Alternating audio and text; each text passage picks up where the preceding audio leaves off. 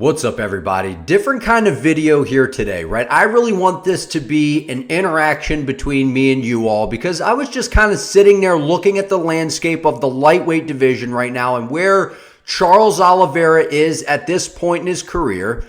And I can't help but ask myself the question of, is it possible that we see DuBronx go up to 170 pounds sooner rather than later? And like I mentioned, I want to hear from you all down below because I think that it is a real possibility at some point that DuBronx goes up to 170. Now, let me explain where I kind of got this idea and what I'm thinking here, right? Charles Oliveira is 34 years of age.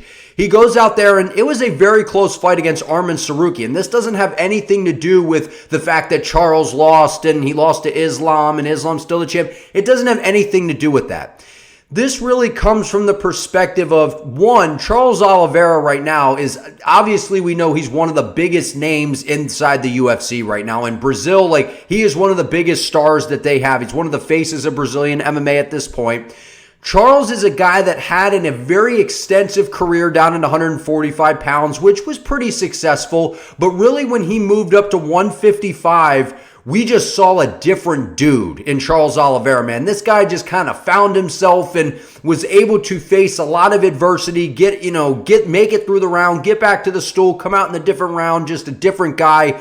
And he just was able to reinvent himself in a way to where when we see somebody do that, we really learn a lot about them as a person and a lot about them as a fighter. But one of the things that has really kind of crossed my mind over the past few fights, even dating back to when he took on Islam Makhachev, in the title fight, I just wonder with the weight cut, with Charles struggling to make the weight, what would happen if he went up to 170? And I know that people are going to say, well, why would he do that? There's some good grapplers at 170 in the top of the division, and he's having an issue with some of the wrestlers at 170 right now, which that is a little bit true, right? But again, he's in there against Islam Makhachev, no harm in that. Islam has incredibly high-level wrestling. Arman Tsarukyan's a very well-rounded fighter. We've seen Charles do some incredible things at 55 to where it's not to say that Charles can't go out there and win another fight and go out there and fight for the title. This doesn't have to do with that.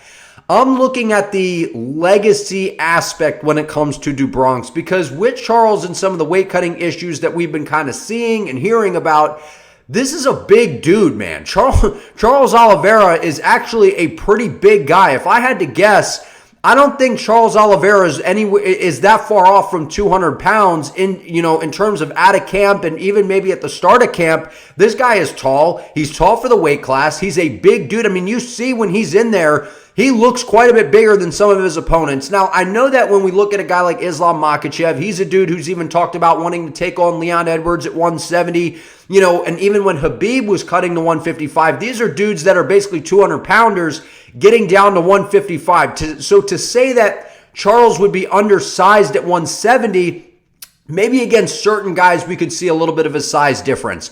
But when I look at 170 right now, outside of Gilbert Burns, inside the top, let's go top 10 right now at welterweight, Charles has the best jiu-jitsu, man. He absolutely has the better jiu-jitsu. I mean, like I said, you could, throw Gilbert Burns in the conversation, but still, I think Charles would have the best jiu-jitsu in terms of the entire welterweight division in the top rankings where we would see Oliveira, basically, I mean, if Oliveira's going to move up, he's not just going to fight some dude at 170, right? It would be someone in the top of the rankings. I think Charles at some point should test himself at 170 pounds. And the reason for that being, like I said, he's accomplished a lot at 145. He's already been the champ at 155 pounds. And if this man goes up to 170, I look at a division that has some contenders but doesn't have some contenders, if you know what I mean. We've seen Belal Muhammad. He's a name that's been getting thrown around, and we just are kind of sitting around is Belal ever going to get a title shot? Then we have Shavkat Rakhmonov, who's kind of on the climb. We have Jack Della Maddalena. And when I look at what Gilbert Burns was able to do against JDM, while JDM was able to still ultimately get the finish, I just can't help but see in my mind, man, what would Charles Oliveira be able to do at 170? Because I think his Muay Thai skills are outstanding. He has good leg kicks. He has very good power in that right hand. He has a good, sharp, short left hook. He has some good knees. He goes to the body really well.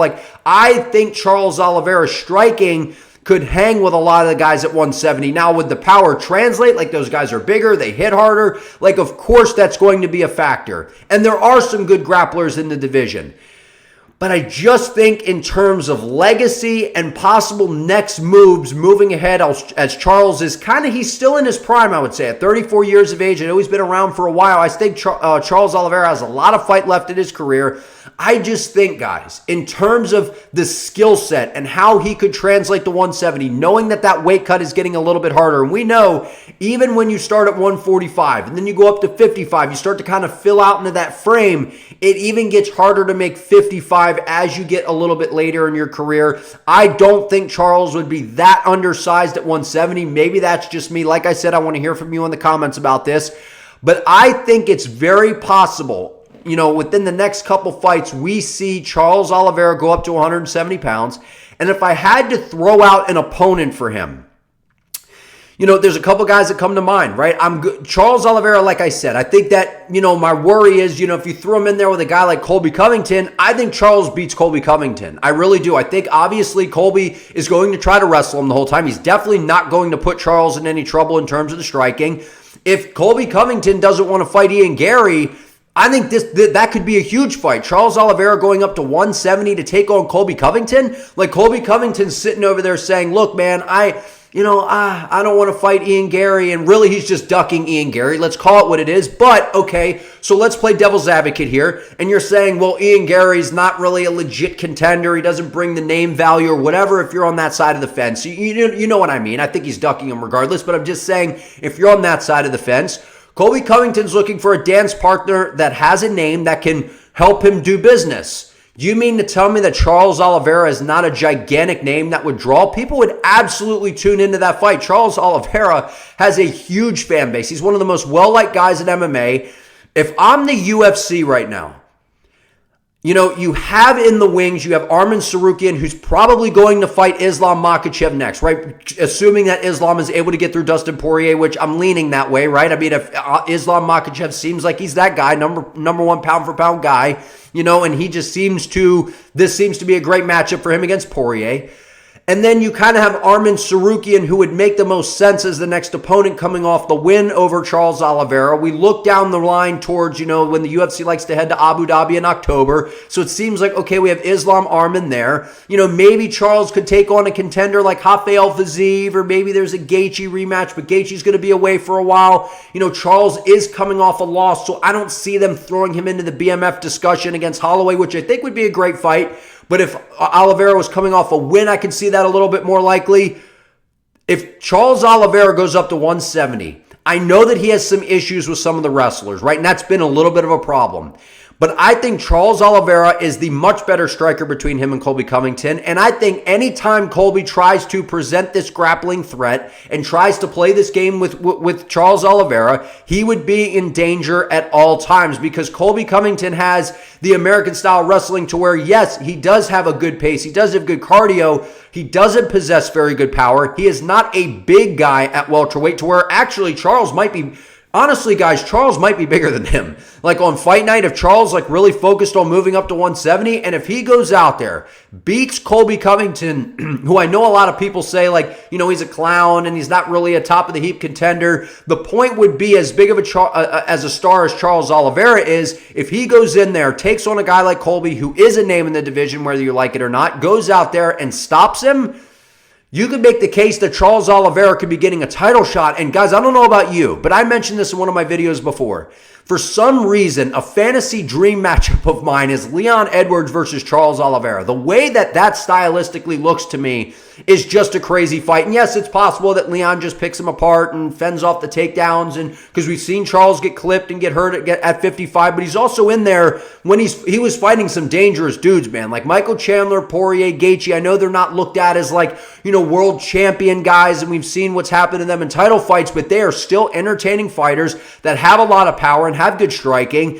And I just think Charles Oliveira, if he goes up to 170, him versus Colby Covington, I think it's an intriguing matchup, because Colby Covington doesn't like Brazil and has a lot to say. I think the trash talk would be there. Charles Oliveira would be kind of representing Brazil, like, I'm going to send this dude into retirement.